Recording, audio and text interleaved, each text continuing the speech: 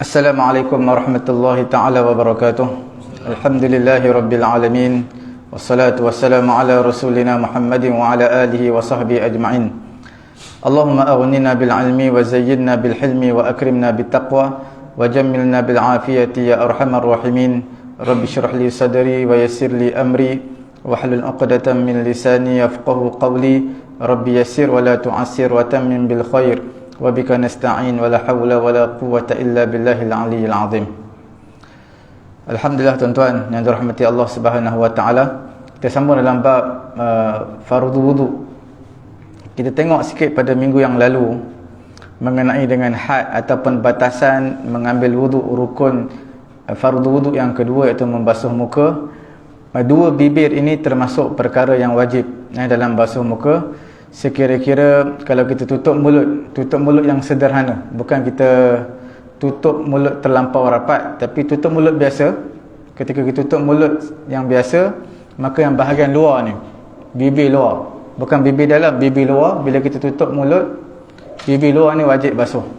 Begitu juga kalau kita tengok hidung yang terputus ataupun hidung yang dipotong, maka ada lubang, maka kena masukkan air dalam hidung, sebab itu termasuk dalam anggota muka yang zahir. Tapi hidung kita okey, dia dalam tak perlu basuh lah, sebab dia tertutup. Anggota zahir sahaja yang perlu dibasuh. Kemudian kita ada sebut juga pada minggu yang lalu mengenai dengan pengecualian untuk orang perempuan. Orang perempuan janggut, kalau ada janggut yang panjang ataupun misai yang panjang, tetap diwajibkan membasuh keseluruhannya sehingga ke kulit, sebab dia termasuk muslah. Muslah ni maksudnya mengubah ciptaan Allah. Bila mana perempuan ni tak ada janggut asalnya, mungkin adalah dia sakit ataupun ada sebab-sebab tertentu tumbuh janggut ataupun misai, maka dia kena potong. Sepatutnya dia kena potong, dan tak sepatutnya dia simpan untuk orang perempuan janggut ataupun misai. Kalau dia simpan juga termasuk dalam muslah. Muslah ni mengubah ciptaan Allah, itu perkara yang diharamkan. Kemudian kita ada sebut juga pada minggu yang lalu mengenai dengan perkara yang wajib kita basuh muka daripada atas ke bawah, tepi daripada kita panggil yang telinga kecil ni, ada yang kecil ni sehingga ke sini. Itu adalah perkara yang diwajibkan. Sebenarnya asalnya yang kecil ni tidak diwajibkan basuh. Yang ni pun sama juga. Tapi dalam qawaid fiqhiyah ada menyebutkan ma la yutimmul wajib illa bihi fahuwa wajib.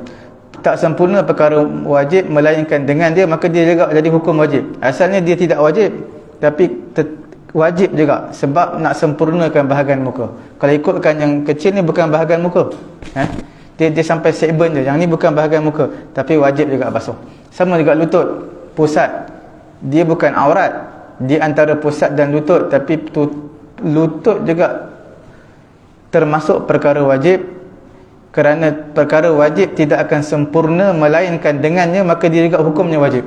Ma la yutimmul wajib illa bihi fahuwa wajib. Pusat bukan aurat, bawah dia tu aurat sampai ke lutut, perkara wajib tak akan sempurna melainkan dengannya, maka dia juga dihukumkan sebagai wajib, pusat juga hukumnya wajib.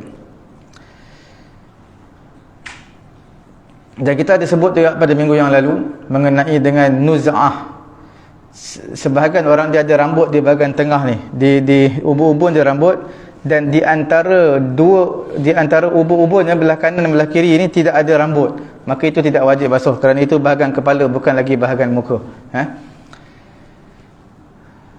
Kemudian saya tersalah sebut pada minggu yang lalu dipanggil tahzif. Tahzif ni atas segmen. Bila kepala kita bermula daripada segmen, atas segmen ni bukan lagi bahagian muka, bukan lagi bahagian muka, dia ada bulu-bulu ni. Jadi ini yang sebahagian kecil daripada segmen kita potong naik ke atas. Segmen kita potong naik ke atas, ada sikit je bulu yang kena. Jadi sikit tu yang wajib lah, yang belakang tu tidak wajib. Mana atas segmen, atas daripada segmen itu tidak diwajibkan, kerana itu adalah dipanggil tahzif. Tahzif ni maksudnya dibuang. Sebab sebahagian wanita pada zaman dahulu mereka suka cukur ni. Cukur supaya nampak wajah mereka luas. Mereka cukur. Sebab tu nama dia tahzif. Tahzif ni makna kita buang. Dia buang bahagian tepi ni, atas sebun dia buang licin supaya nampak dahi dia luas. Tapi itu bukan bahagian muka, tetapi itu bahagian kepala sebenarnya. Tetapi disunatkan untuk kita basuh lah, untuk keluar daripada khilaf ulama yang mewajibkan, kerana ada di kalangan mereka yang menyatakan itu juga adalah daripada bahagian muka, dan wa huwa laisa minhu 'alal mu'tamad, dan bukanlah pendapat tersebut pendapat yang mu'tamad. Yang saya sebutkan tadi, telinga yang kecil ni, yang bahagian kecil ni, dan juga atas bersebun, pendapat mu'tamadnya dia adalah bukan daripada bahagian muka, tapi disunatkan juga untuk kita basuh, kerana keluar daripada perselisihan di kalangan ulama, ada yang mewajibkan untuk basuh. Dan perlu diberi perhatian juga tahi mata yang kering, di antara tahi mata yang hujung mata lah, hujung mata sama ada yang hampir dengan hidung ataupun yang di hujung ni, sama ada hampir dengan hidung ataupun yang satu lagi bahagian hujung mata.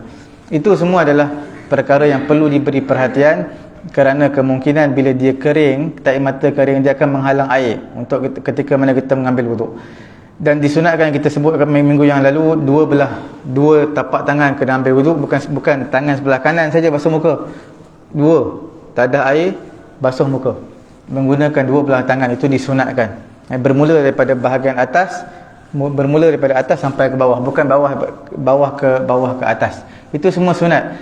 Dan tidak dibenarkan untuk memukul wajah dengan air. Sebahagian orang tepuk, ambil muka tepuk, terpecik kena orang sebelah. Itu semua makruh. Perkara menepuk air ni ketika mengambil wuduk, hukumnya makruh, dan wajib mengalirkan air. Itu seperti mana yang kita sebutkan sebelum ini. Tidak kiralah sama ada air botol kecil ke, ataupun besar sikit, ataupun kecil daripada ni, tak jadi masalah. Yang penting air yang kena pada anggota wuduk dia kena mengalir. Kalau tak mengalir, maka tak dinamakan sebagai basuh, dinamakan sebagai sapu. Kemudian rukun yang ketiga yang kita bincang pada minggu yang lalu mengenai dengan membasuh dua tangan sampai ke siku. Siku pun sebenarnya tidak wajib, tapi dia termasuk dalam ma la yutimmul wajib illa bihi fahuwa wajib. Dia Quran sebut bermula daripada tangan kita, hujung jari ini sampai ke siku. Jadi siku tu tidak wajib untuk basuh, tapi dalam bab perkara yang wajib tidak akan sempurna melainkan dengan basuh dia, maka dia juga jadi wajib. Siku juga hukumnya wajib. Asalnya tidak wajib, tapi sebab tak sempurna wajib tersebut, kena basuh juga siku, jadi hukumnya wajib.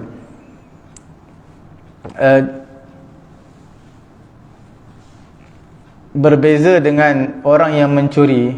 Orang yang mencuri kan potong tangan. Cuma Quran tak sebut potong tangan sampai mana. Dalam hadis ada menyatakan, iaitu pergelangan tangan. Pergelangan tangan. Itu dipanggil dalam bahasa Arab dipanggil apa? Dipanggil qu'. Memotong pergelangan tangan bagi orang yang mencuri. Okey, kemudian tidak mesti membasuh dua tangan. Apa yang ada di atas tangan, sama ada bisul ke, sama ada bulu ke, ataupun sama ada ketuat ke, apa-apa yang ada di atas tangan kita, semuanya wajib basuh. Sehingga kalau ada lubang pun wajib basuh. Ada lubang, masukkan air dalam lubang tersebut. Dan perlu diperhatikan kotoran yang ada di bawah kuku. Kalau kotoran tersebut daripada peluh ataupun daripada badan kita, itu tidak jadi masalah lah. Tapi kotoran luar yang menghalang air terkena pada bawah kuku, maka itu adalah perkara yang tak dibenarkan.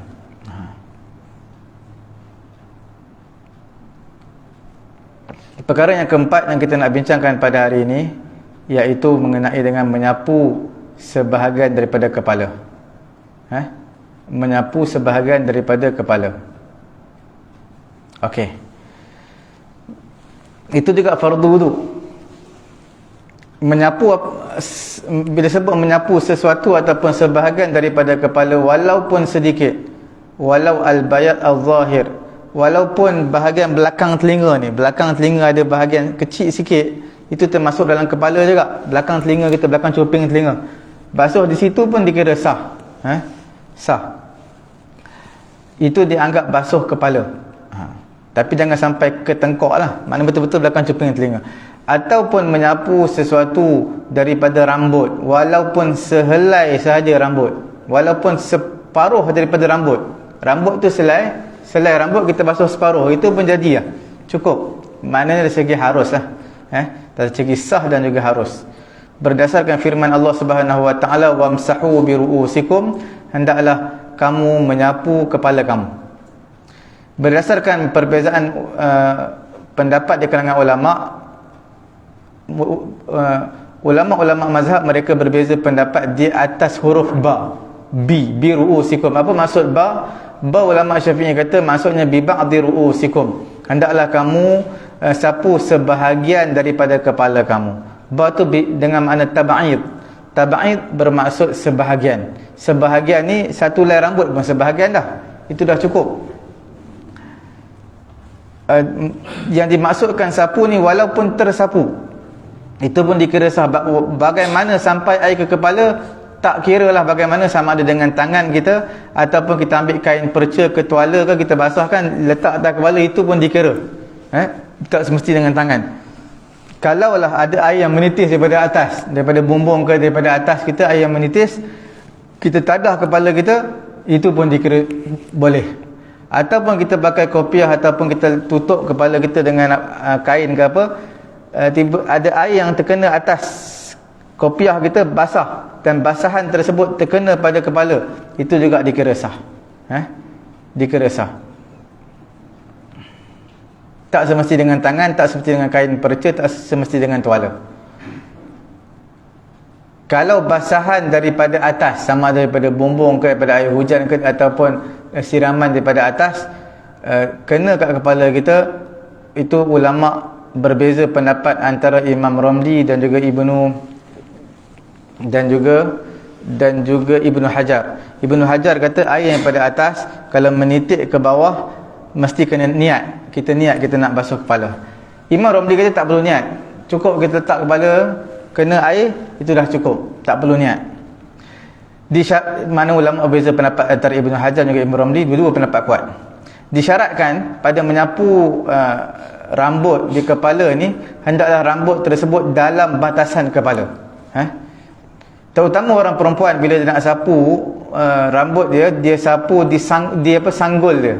Bila sanggul dia tak sah, sebab sanggul bila diikat, perempuan ikat rambut sanggul ni rambut yang di luar daripada batasan kepala, luar daripada batasan kepala. Walaupun dia ikat berada di atas kepala, memang berada di atas kepala, tapi kalau kita lepaskan sanggul tersebut, dia akan dipanjang rambut dia.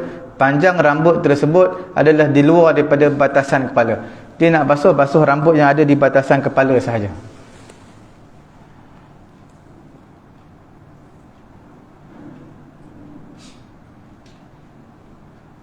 Kemudian yang afdalnya adalah menyapu keseluruhan daripada kepala. Seluruh kepala kita sapu, itu yang terbaik. Sebab apa? Kerana untuk keluarkan perbuatan kita ni daripada perselisihan di kalangan ulama yang mewajibkan untuk basuh semua kepala. Imam Malik dalam mazhab Maliki, dia kata menyapu kepala, bi tu dengan makna keseluruhan. Ba tu wamsahu bi ru'usikum, ba tu dengan makna keseluruhan, basuh semua kepala. Di sisi mazhab Malik, Imam Malik kata wajib. Jadi untuk meraihkan pendapat mereka, disunatkan bagi kita bermazhab Syafi'i menyapu keseluruhan kepala. Imam Abu Hanifah dalam mazhab Hanafi, dia wajib juga sapu kepala, tapi ba di sini bermaksud 1/4 daripada kepala. Mana kepala kita ada empat tapak tangan kita, empat tapak tangan bersamaan dengan besar kepala kita. Bila besar kepala kita, 4 tapak tangan 1/4, mana satu tapak tangan basuh, itu wajib. Sebab kepala kita besar, 4 tapak tangan kita lah, 4 tapak tangan. Macam kita punya ketinggian lah. Tuan-tuan nak tahu ketinggian tuan-tuan, tengok tapak kaki tuan-tuan.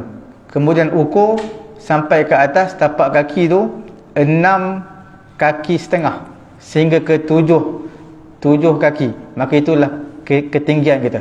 Mana ada tapak kaki orang yang besar, ada tapak kaki yang kecil, ketinggian dia tahap tu.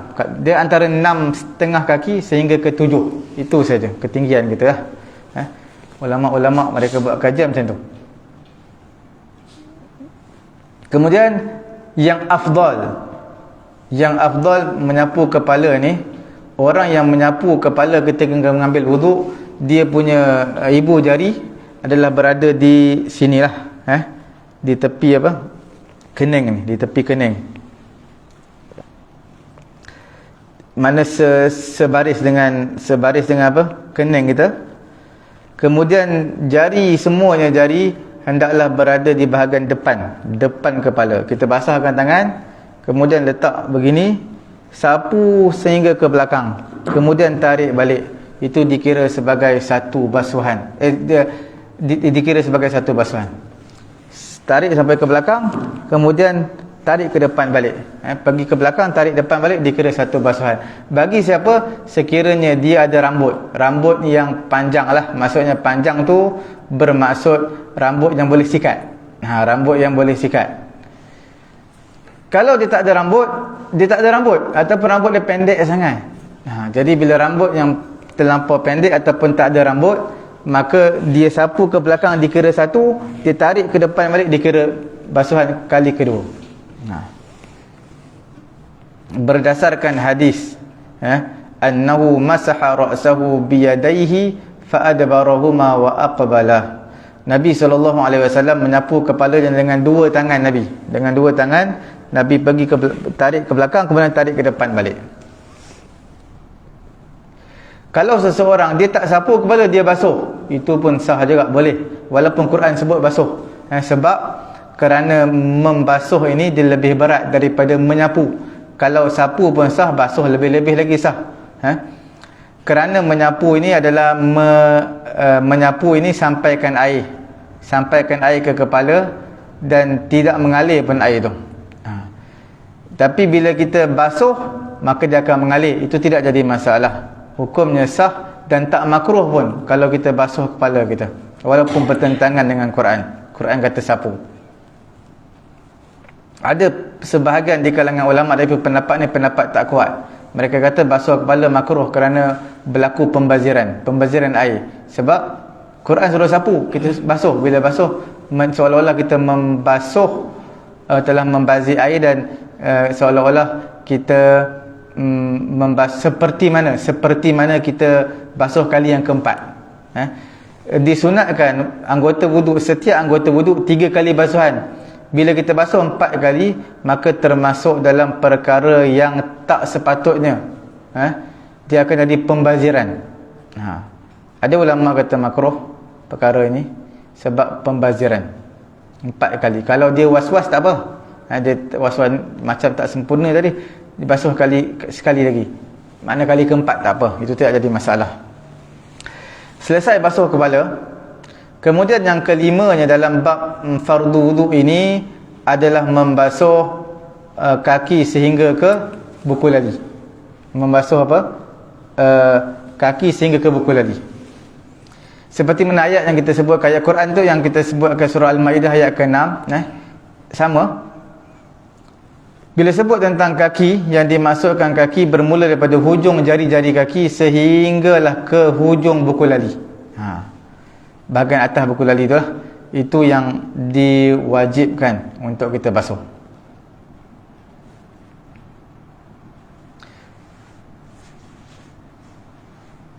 Basuh buku lali wajib, dan basuh sikit atas buku lali, termasuk betis sikit, itu pun wajib. Sebab ma la yutimul wajib illa bihi fahuwa wajib. Sebab kita nak tahu batasan buku lali ni tepat-tepat, jadi susah, kita lebihkan sikit, itu wajib.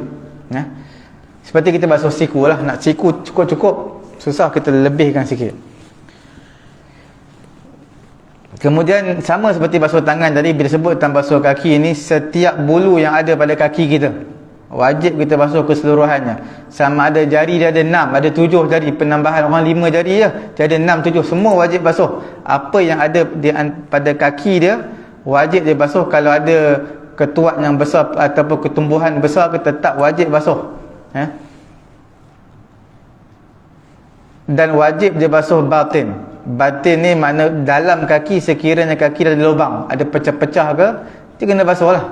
Walaupun pedih sikit tak apa, dia kena basuh. Sebab tu termasuk dalam anggota zahir, dalam bahagian zahir kaki. Walaupun dia batin lubang, tapi lubang tersebut kita kenakan air je, kenakan air pada lubang tersebut walaupun pedih sedikit.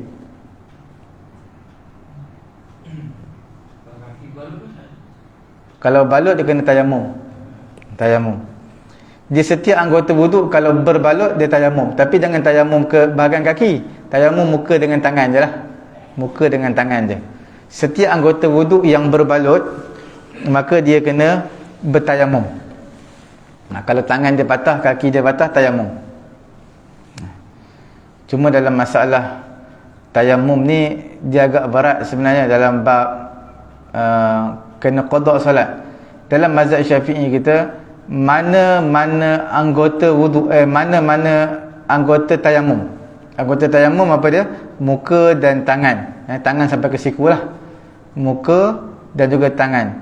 Sekiranya berbalut bahagian muka, bukan bahagian kepala, muka balut, ataupun berbalut bahagian tangan. Kalau tangan patah, berbalut. Ataupun disimen tangan kita. Pada ketika itu dalam mazhab Syafi'i kita, sekiranya anggota tayamum dibalut ataupun disimen, maka tetap kena qada solat. Makna tayamum juga wajib, tapi bila dah buka nanti tetap dia kena qada solat. Kalau dia simen 3 bulan dia kena qada solat, sebab simen bahagian anggota tayamum.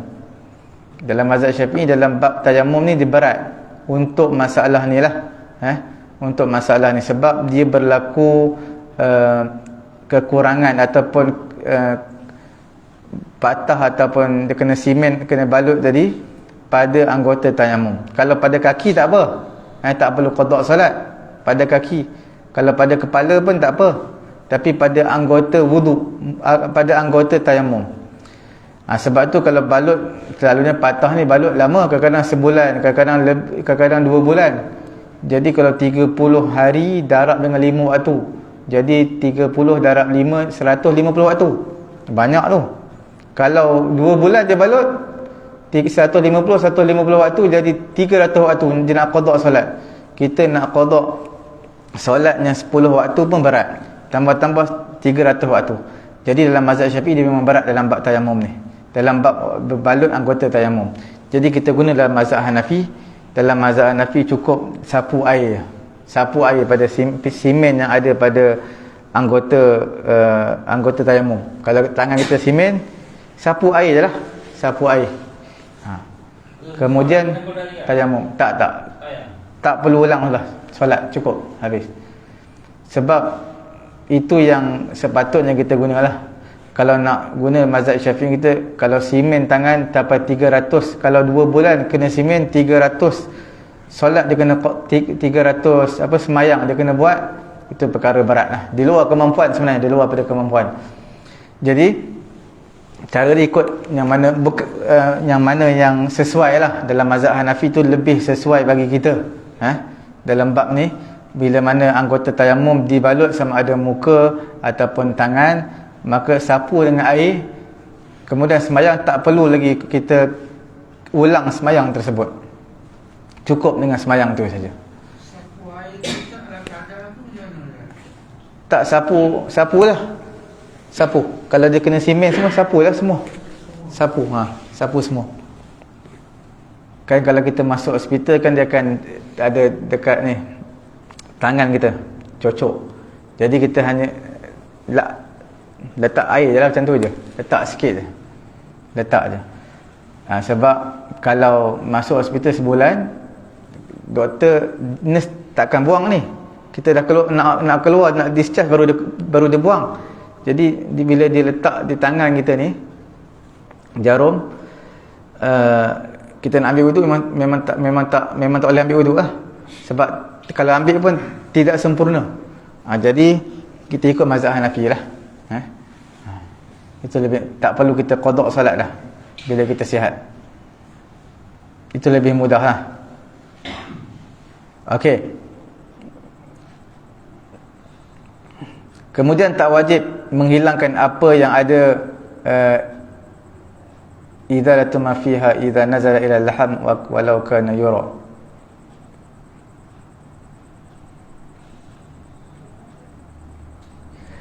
Okey, hukumnya seperti mana basuh tangan. Jadi setiap yang ada, apa yang ada pada di atas tangan kita wajib basuh, yang ada pada kaki sampai ke buku lali wajib basuh, dan apa-apa kekotoran yang menghalang air ketika basuh kaki itu pun wajib kita hilangkan.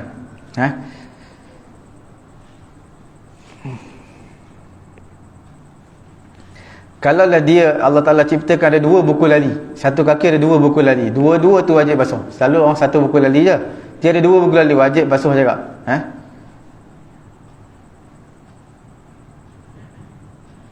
Kalaulah buku lali dia berada di bukan tempat biasa, mungkin tengah-tengah betis ataupun dekat lutut buku lali dia, maka pada ketika itu tak perlulah basuh sampai ke lutut, sampai ke betis je. Mana cukup tempat biasa punya, tempat buku lali yang biasa, sampai situ je basuh. Tak perlu kita basuh sampai buku lali yang betul-betulnya dia, sebab dia mungkinlah ada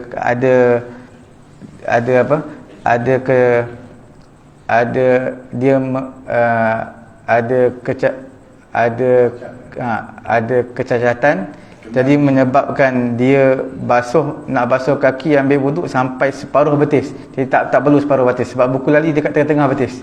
Cukup basuh tempat biasa je. Okey, perkara yang terakhir, yang keenam dalam mengambil wuduk, fardu wuduk adalah tertib. Tertib ni maksudnya apa? Meletakkan setiap sesuatu pada tempat dia. Mana Quran sebut basuh muka, basuh tangan, basuh kepala. Itulah basuh muka, basuh tangan dan basuh kepala. Dia tak boleh mendahului di antara satu dengan yang lain. Ikut tertib dia. Dan tertib ni terbahagi kepada 2 sebenarnya tertib. Ada dipanggil tertib secara hakiki, hakikatnya tertib. Satu lagi secara takdiri, kita menganggap dia sebagai tertib, tapi dia bukan tertib. Maksud hakiki, hakikat ni tertib seperti biasalah. Bila mana kita niat ketika mana mengambil wuduk, ketika basuh muka kita niat, kemudian basuh tangan, basuh kepala, macam seperti biasa. Itu nama tertib secara hakiki. Ikut step by step.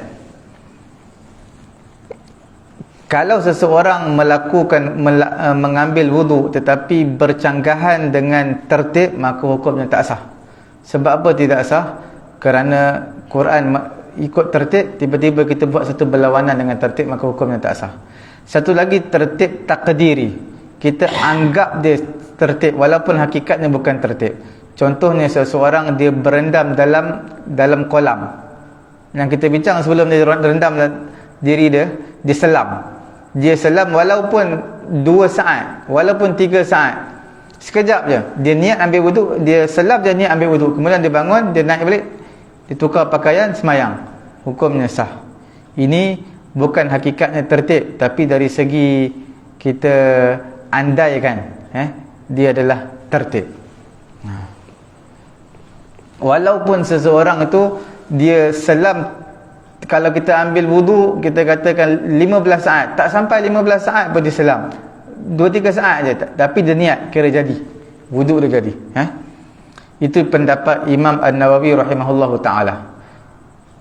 Satu lagi pendapat daripada Imam Rafi'i, dia sama pendapat dengan Imam Nawawi, cuma dia kata mesti kena selam tu sekira-kira tertib.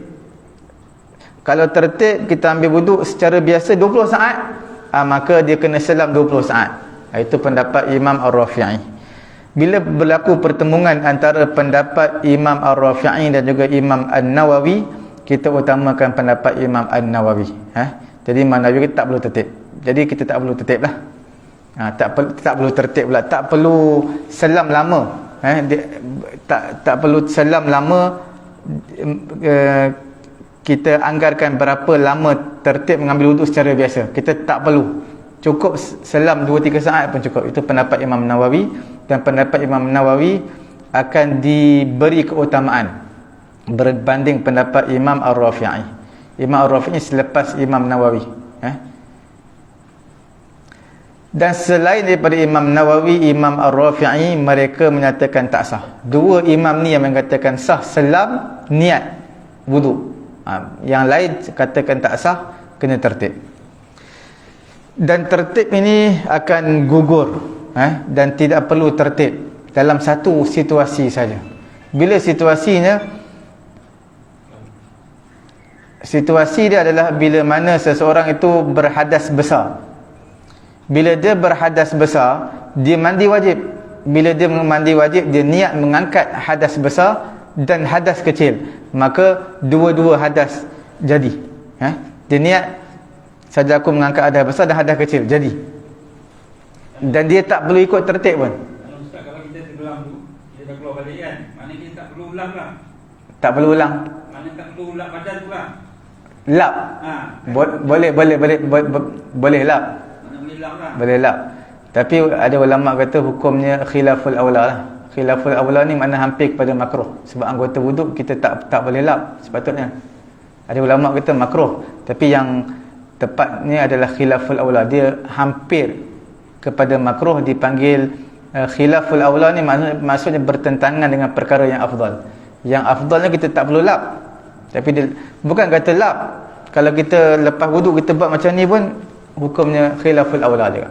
Sebab seolah-olah kita nak keringkan tangan kita. Itu pun khilaful aula, bertentangan dengan perkara yang afdal atau perkara yang lebih baiklah. Dia hampir kepada makruh. Bahkan sebenarnya seseorang yang mana dia tak niat pun untuk mengangkat hadas kecil, jadi juga hadas kecil dia. Mana dia mandi hadas besar, dia tak niat pun mengangkat hadas kecil, maka dikira juga sah. Dia niat satu je, saja aku mengangkat hadas besar, maka hadas kecil termasuk sekali dalam tu. Dia tak perlu ambil wuduk lah. Tapi jangan melakukan perkara membatalkan wuduk lah. Kalau disentuh kemaluan, dia batal lah. Sebab hadas kecil akan termasuk dengan sendirinya dalam hadas besar. Kalau dia niat hadas besar, hadas kecil akan termasuk dalam tu. Tak perlu ambil wuduk lah. Sehingga kan, kalaulah orang yang berjunub, dia basuh semua anggota badan dia, melainkan anggota wuduk je dia tidak basuh. Mana dia basuh kepala, dia basuh badan, semua dia basuh, melainkan anggota wuduk, muka, tangan, itu saja yang dia biarkan, yang dia tidak basuh. Lain semua dia basuh, melainkan anggota wuduk dia biarkan. Last sekali baru dia basuh, tapi dia basuh tak ikut tertib, itu pun hukumnya sah. Sah juga. Sebab apa? Sebab sebenarnya dia bukan ambil wuduk pun, dia mengangkat hadas besar. Cuma dia biarkan anggota tayamum ni, dia tak nak basuh anggota tayamum, anggota wuduk dia biarkan. Dia tak nak basuh dulu. Tak apa, tak jadi masalah. Dia tak nak basuh dulu pun tak apa. Tapi kalau lepas habis dia mandi semua, anggota wuduk yang dia belum basuh, dia basuh, tak jadi masalah juga. Sebab bukan dia ambil wuduk tu, itu nama dia nak sempurnakan hadas besar. Jadi tak perlulah dia ikut tertib. Tak boleh ikut tertib. Mana dah mandi hadas besar semua, anggota wuduk belum basuh lagi, jadi dia pun basuh kaki, basuh tangan, basuh muka, dikira sah. Sah apa? Wuduk dia sah. Sebenarnya bukan wuduk, sebenarnya itu dipanggil sebagai hadas besar. Hadas besar.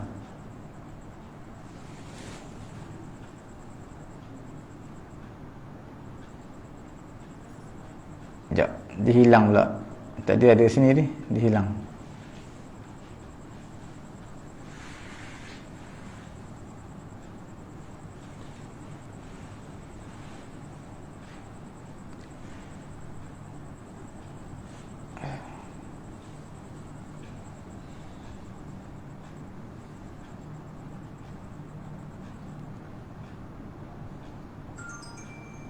Okey. Kemudian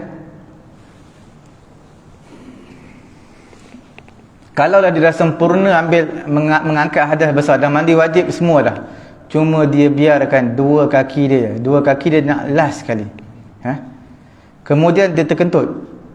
Bila dia terkentut, dia berhadas kecil, kemudian dia basuh dua kaki dia, baru basuh dua kaki dia untuk sempurnakan mandi hadas besar. Kemudian dia berwuduk dan dia tak basuh dua kaki dia, maka hukumnya adalah sah kerana terangkat hadas tadi. Jadi maksudnya perkara ni pelik sikit lah. Sebenarnya punca dia adalah dia mengangkat hadas besar itu je. Dia ambil mengangkat hadas besar semua, cuma bahagian kaki dia belum basuh lagi. Last sekali baru dia akan basuh. Cuma sebelum nak basuh kaki tu, tiba-tiba terkentut. Bila terkentut barulah dia basuh kaki. Bila basuh kaki maknanya dia punya wuduk, dia punya hadas besar sempurna. Hadas besar sempurna lah. Cuma dia tak ada wuduk je. Dia pun ambil wuduk sampai bahagian sapu kepala, dia tak basuh kaki dah. Hukumnya sah. Sebab apa? Sebab termasuk dalam hadas besar tadi, bahagian kaki dia last. Tapi benda-benda ni jarang berlaku. Selalu kita ambil semua sekali. Tapi dari segi hukum, nak bincang segi fiqahnya sah. Okey. Sebab apa dalam mazhab Syafi'i ni disebut tertib menjadi satu rukun, satu fardu dalam bab mengambil wuduk ni, dia anggap sebagai satu rukun. Siapa tak ikut tertib tak sah. Apa dalil dia? Okey, dalil yang pertama ayat Quran dalam surah Al-Maidah ayat ke-6, ya ayyuhalladzina amanu idza qumtum ila shalah faghsilu wujuhakum wa aydiyakum ila al-marafiq wamsahu bi ru'usikum wa arjulakum ila al-ka'bayn. Quran sebut bila mana kamu nak dirikan solat, maka basuh muka kamu, tangan kamu sehingga siku, sapu kepala kamu dan juga basuh kaki kamu sehingga ke buku lali. Apa wajhul istidlal, cara mengambil dalil daripada ayat Quran ini, iaitu ma bada Allahu bihi nabda bihi. Apa yang Allah Taala mulakan, maka kita mulakan dengan tu. Kalau Allah Taala mulakan dengan basuh muka, jadi basuh muka dulu. Lepas muka, tangan, maka basuh tangan. Apa yang Allah Taala sebut permulaan, itulah kita kena mula. Yang kedua, maka kita ikut step by step. Kerana Nabi SAW pernah ditanya, ana bada bis Safa am bil Marwah, adakah kita nak mulakan sa'i ni di Safa dulu ataupun di Marwah? Maka apa Nabi jawab? Nabi kata, ibda'u bima bada Allahu bih. Mulakan sa'i kamu dengan apa yang Allah Ta'ala mulakan. Apa yang Allah Ta'ala mulakan dalam Quran? Allah Ta'ala sebut innas safa wal marwata min sya'airillah. Innas safa wal marwata. Quran sebut safa dulu, marwah nombor 2. Jadi safa bermula daripada safa dan berakhir di marwah. Nah, kalau Quran sebut innal marwata was safa, maknanya bermula di marwah dan berakhir di safa. Itu jawapan Nabi. Mula dengan apa yang Quran mulakan. Quran sebut innas safa wal marwata min sya'airillah. Wal ibratu kama yaqulu ahli usul. Ulama-ulama usul menyatakan bi umumil lafaz, iaitu dengan keumuman lafaz, bukan dengan pengkhususan sebab. Maknanya ikut keumuman lafaz ayat Al-Quran, bukan ikut sebab yang khusus penurunan ayat Quran tersebut. Okey, itu dalil yang pertama. Quran sebut apa, kita buat, ikut step dia. Dalil yang kedua, Allah Subhanahu Wa Taala akan memasukkan sapuan di antara basuhan. Tuan-tuan lihat pada ayat yang pertama. Pada ayat pertama, Quran sebut bila kamu nak wuduk, bila kamu nak semayang, faghsilu wujuhakum, basuh muka pertama. Yang kedua, wa aydiyakum, basuh tangan. Yang ketiga, sapu, basuh sapu. Tiba-tiba yang keempatnya, basuh balik. Wa arjulakum ilal ka'bain, basuh sapu basuh. Dalam bahasa Arab, mereka tak akan guna ayat seperti ini. Kalau mereka nak kata basuh, mereka sebut basuh dulu, basuh muka, tangan, kaki, kemudian baru sapu. Ataupun sebut sapu dulu, hendaklah sapu kepala, Kemudian barulah basuh muka, basuh tangan, basuh kaki. Itu dalam penggunaan ayat dalam bahasa Arab, yang dipanggil sebagai tafriqul mutajanisain, iaitu dia kena pisahkan sapu-sapu, basuh-basuh.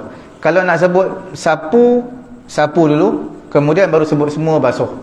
Kalau nak sebut basuh, sebut dulu basuh muka, basuh tangan, basuh kaki, kemudian baru sapu. Bila Quran sebut basuh muka, basuh tangan, tiba-tiba tengah-tengah tu sapu, kemudian basuh kaki balik, sudah pasti di sana ada hikmah dia. Apa hikmah dia? Hikmah dia ulama kata adalah wajib tertib. Itu hikmah dia. Sebab dalam penggunaan bahasa Arab dia tak akan buat ayat macam tu. Basuh, sapu, basuh, tak ada. Bila dia buat ayat pasti ada hikmah ataupun ada sebabnya. Sebabnya ulama kata adalah wajib tertib. Dalil yang terakhir, yang ketiganya, ulama mengambil dalil Nabi SAW tidak berwuduk melainkan tertib. Tidak ada dalam mana-mana riwayat versi hadis Nabi, mana-mana riwayat yang Nabi mengambil wuduk, Nabi basuh muka, kemudian basuh kepala, kemudian basuh tangan. Nabi tak ikut tertib, tak ada. Nabi akan basuh muka, kemudian basuh tangan, kemudian sapu kepala. Itu yang tertib Nabi buat dalam apa juga hadis. Itulah tertib. Bila Nabi buat begitu, menunjukkan itu adalah tertib. Okey. Ada apa-apa soalan? Ustaz, pandukan pada kaedah tu, maknanya kata tengah basuh kaki tu. Apa dia?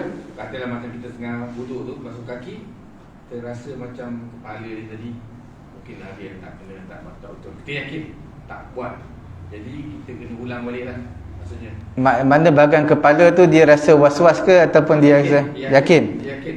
Memang tadi tak betul. Kalau dia yakin dia tak basuh kepala, dia wajib basuh kepala, kemudian basuh kaki balik. Yang tangan yang Tak apa. Kalau dia dah sempurna wuduk dah, dia dah sempurna, dah selesai wuduk, tiba-tiba dia yakin yang ada bahagian awal. mungkin bahagian dia lupa untuk sapu bahagian kepala, maka dia sapu bahagian kepala dan dia basuh kaki dia. Itu dia kena raikan tertib lah. Kalau dia ada bahagian siku yang dia lupa untuk basuh, dia basuh siku, kemudian terus sapu kepala dan basuh kaki. Dia kena ikut tertib. Kena ikut tertib selepas dia. Kena tertib balik lah. Kena ikut tertib selepas dia. Kaki dah basuh pun, kepala tadi aku mungkin yakin sangat tak buat. Betul? Jadi kita kena buat kepala balik, basuh tangan balik. Dia sapu kepala baru terus basuh kaki. Dia tak perlu basuh tangan balik, basuh muka balik. Dekat mana yang dia yakin dia tak kena air, yang dia tak sempurnakan rukun wuduk, dekat situ dia mula, kemudian terus tertib lepas dia. Tak tertib bila dia lah. Bukan dia tak tertib. Tertib sebab dia dah basuh dah semua. Muka semua dah basuh dengan sempurna. Yang tak sempurna tadi sebab dia lupa nak sapu bahagian kepala dia. Jadi dia sapu bahagian kepala, mana tertib dia bermula dari situ. Tertib bermula dari situ sampai habis. Dia ambil kata nama Ustaz kita, kepala tak buat. Jadi dia sapu bahagian kepala lah, kemudian terus basuh kaki. Kalau muka dah tertib. Tadi muka dengan tangan dah tertib. Cuma yang dia tak sempurna bahagian kepala. Tadi kat situ bermula tertib dia. Sebab tertib bahagian muka dah, tangan tadi semua dah. Cuma dekat dia lupa nak sapu kepala. Jadi dia kena ulang balik, sapu kepala, terus basuh kaki. Kalau dah basuh kaki Kalau sudah basuh kaki, sudah basuh kaki. Sedangkan sudah basuh kaki dah habis, aku yakin kepala dia nak buat. Tak, walaupun dia sudah basuh kaki, dia kena sapu kepala, kemudian wajib basuh kaki. Sebab untuk ikut tertib. Tertib kena selepas dia. Tapi itu semua kalau dia yakin lah. Mana dia dah sempurna wuduk, tapi dia yakin memang dia tidak basuh. Kalau dia was-was dah selesai wuduk, maka dia tidak perlu ulang balik lah. Sebab setiap ibadat yang kita dah selesai, datang rasa was-was, kita tak perlu ulang balik ibadat tersebut. Kita dah sempurna, dah wudu, dah basuh, tiba-tiba nak masuk soft, kita nampak siku kita macam apa? Kering je. Maka dikira sah. Sebab itu kita rasa was-was. Tapi kalau kita yakin, oh memang tadi aku basuh separuh je, itu memang kena. Kalau rasa was-was, dikira sah. Ustaz, ada batas waktu tak Ustaz? Untuk apa? Antara Satu anggota wuduk dengan satu anggota wuduk. Itu nanti kita akan bincang dalam bab perkara-perkara sunat wuduk. Itu semua termasuk dalam perkara sunat wuduk. Sebab dalam sunat wuduk, dia ada perkara yang disunatkan. Antara perkara yang disunatkan wuduk adalah dipanggil sebagai muwalat. Muwalat ni berturut-turut. Berturut-turut sunat. Nanti kita akan bincangkanlah. Dia ada apa? Banyak antara perkara-perkara sunat. Macam mana kita nak daripada satu anggota ke anggota yang lain. Macam mana kita nak tahu dia punya muwalat ataupun berturut-turut tu. Nanti kita akan bincangkan. Ustaz, Ya. saya nak tanya berkenaan dengan kita lap wuduk kita. Lap. Lepas kita ambil wuduk, kita lap lah, ambil towel, kita lap. Kerana apa Ustaz, saya ada baca satu hadis yang diriwayatkan oleh Sayyidina Aisyah lah, dia kata Rasulullah ada kain yang khas. Apabila dia berwuduk, dia akan lap dengan kain itulah. Bukanlah towel yang dia mandi tu. Ada special cloth dia. Dan hadis tu sebenarnya ada kawan saya bagi, datangnya daripada Afrika Selatan. Jadi saya pun baca. Jadi saya baca memang orang alim lah, maknanya kan hadis dia kata Rasulullah memang ada kain special, kain Lap. untuk mengelap di wuduk.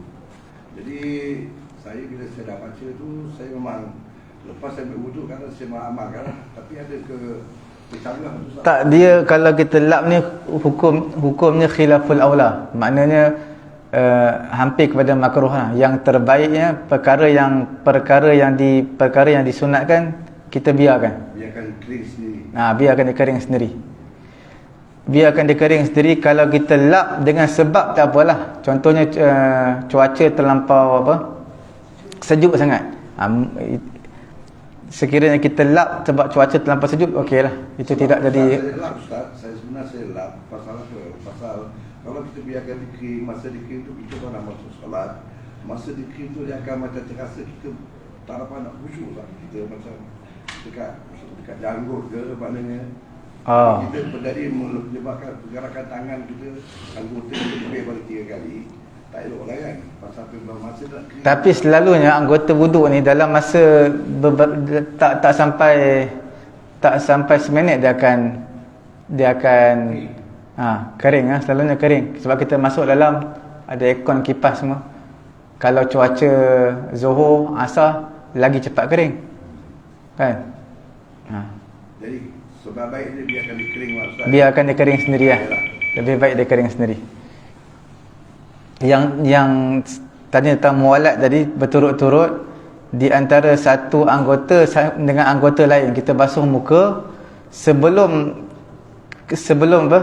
keringnya air kat muka, kita basuh tangan kita. Kalau lepas kering muka baru kita basuh tangan, maka itu tak termasuk tak melakukan perkara-perkara yang sunat, iaitu dipanggil sebagai berturut-turut. Maknanya di antara satu anggota nak pindah anggota lain, anggota pertama tadi sebelum dia kering. Kalau kita nak basuh muka, lepas basuh muka nak basuh tangan, pastikan air di muka belum kering lagi. Maka kita basuh tangan kita, maka dianggap sebagai berturut-turut lah. Tapi itu semua kita kena lihat juga dalam cuaca yang sederhana lah. Cuaca yang sederhana. Kalau terlampau panas sangat, jadi tak berapa saat dah ni dah kering dah. Jadi masuk dalam cuaca yang sederhana lah maksudnya. Okey, nanti kita akan bincangkan dalam bab perkara-perkara yang sunat lah. Dan selepas daripada itu, kita akan sebut juga perkara-perkara yang makruh ketika wudu. Dia ada makruh, ada sunat. Lepas tu barulah kita masuk perkara yang membatalkan wudu. Okey. Kita tutup majlis dengan tasbih kafarah dari suratul Asr. Subhanallahumma wa bihamdihi, subhanakallahumma wa bihamdika, asyhadu an la ilaha illa anta, astaghfiruka wa atubu ilaik. Bismillahirrahmanirrahim. Wal 'asri innal insana lafi khusr illa alladhina amanu wa 'amilus solihati wa tawassaw bil haqq wa tawassaw bis sabr. Bismillahirrahmanirrahim. Alhamdulillahi rabbil alamin, wassalatu wassalamu ala rasulina Muhammadin wa ala alihi wa sahbihi ajma'in. Allahumma anfa'na bima 'allamtana wa 'allimna ma yanfa'una wa zidna 'ilma. Alhamdulillahi ala kulli hal wa na'udzu billahi min hali ahli an-nar. Wa sallallahu ala sayyidina Muhammadin wa ala alihi wa sahbihi ajma'in. Alhamdulillahi rabbil alamin. Taqabbalallah.